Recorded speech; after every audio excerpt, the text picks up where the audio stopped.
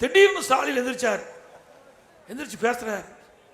என்னை பார்த்து, என்னங்க நீங்க போய் பாரதிய ஜனதாவோட கூட்டணி வச்சுட்டீங்க, நீங்க தான் ஒட்டும் இல்லை உறவும் இல்லைன்னு சொன்னீங்க, 2030 வரைக்கும் பாரதிய ஜனதா கூட்டணி வைக்கலன்னு சொன்னீங்க, திடீர்னு வச்சுட்டீங்கிறாரு. எனக்கு ஷேக் ஆகி போச்சு. இது என்ன முதலமைச்சர் இப்படி கேட்கிறாரு?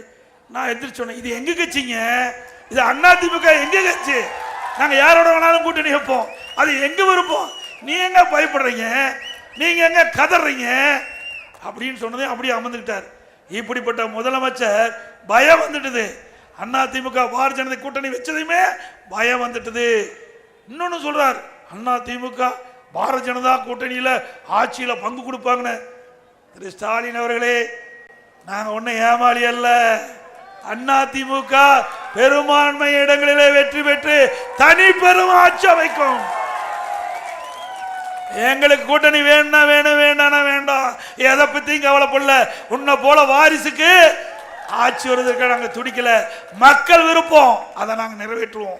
அதனா திமுக காரங்க அவங்கள தூண்டி எப்படி கேட்குறாங்க அப்படின்னா, நீங்கள் அடகு வச்சுட்டு போயிடுவீங்க, பாரதிய ஜனதா கபலீகரம் பண்ணிடும் அப்படின்னு சொல்லி அந்த பேசுனதுக்கு அவருடைய பதிலை தெரிவித்திருக்காரே தவிர இதில் உள்ளர்த்தமோ உள்நோக்கமோ எதுவும் இல்லை.